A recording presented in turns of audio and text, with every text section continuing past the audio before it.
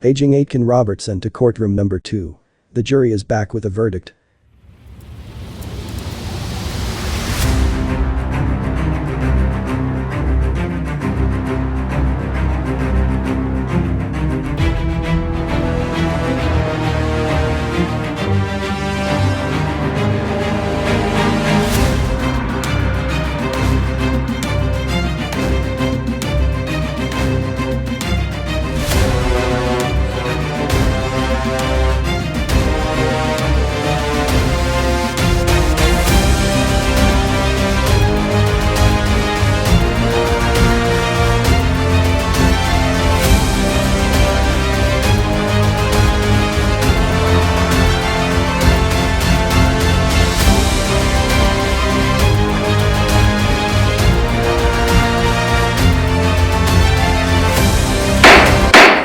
Members of the jury, how do you find the accused? Guilty or not guilty? Not guilty on all accounts, Your Honor.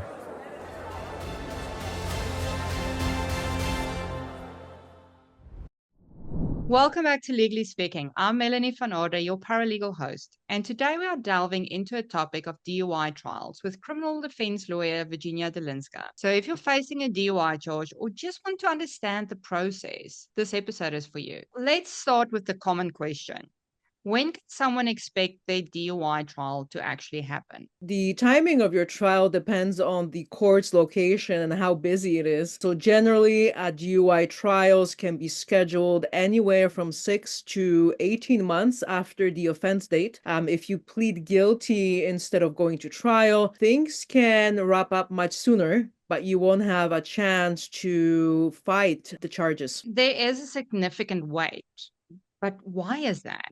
Delay comes down to the court's workload and the time needed to gather and review the evidence. So your lawyer will need time to analyze the disclosure, plan a defense, and possibly negotiate with the Crown. But remember, the Canadian Charter of Rights and Freedoms guarantees your rights to a trial within a reasonable time. So if delays are excessive, your lawyer can argue to have the charges stayed. Okay, so you use the term stay in relation to the legal cases, but what does it mean in a DUI trial? So a stay of proceedings means that the case is essentially put on hold and the charges are dropped. This can happen for several reasons, like if there is a significant delay that violates your right to a timely trial under the Canadian Charter of Rights and Freedoms. So you also mentioned charter applications earlier.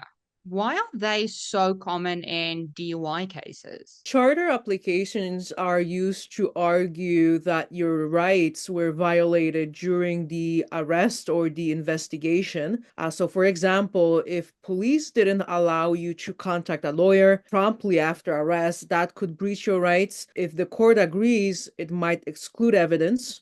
Like breath test results, making it harder for the Crown to prove their case. Can you maybe give us some examples of a successful charter application in a DUI case? So let's say the police stopped someone without reasonable grounds and conducted a breath test. If the defense argues that this violated the individual's rights to be free from arbitrary detention, and the court agrees, the evidence from the breath test could be excluded. Without the key evidence here, the Crown's case might collapse. And then another big question. If I decide to go to trial, will that mean that I win my case? Not necessarily. While going to trial gives you a chance to challenge the charges, success depends on whether a solid defense can be built. The Crown has the burden of proving every element of the charge beyond a reasonable doubt. That's a high standard, but it doesn't guarantee a win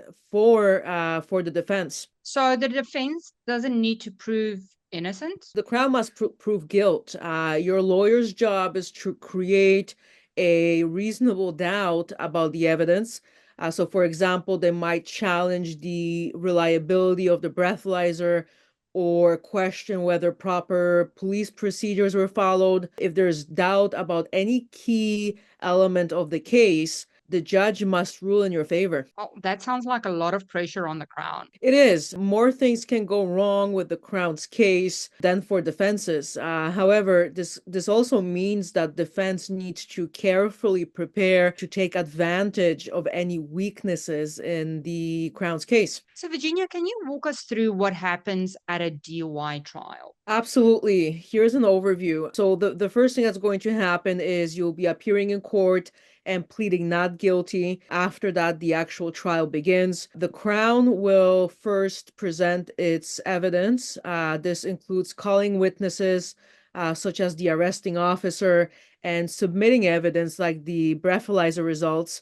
After the Crown's case is closed, then we turn to cross-examination. So your lawyer will have the opportunity to question Crown witnesses and challenge their evidence. After the Crown closes its case, or finishes with its evidence, it's defense's turn.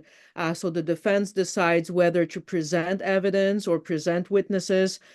Depending on the strength of the Crown's case, your lawyer might not need to call any witnesses. Finally, there's the closing arguments or submissions. So both sides make their final arguments, summarizing their case and pointing out any weaknesses in the opposing side's evidence. At the end, you have the judgment. So the judge reviews the evidence and makes a decision in your case.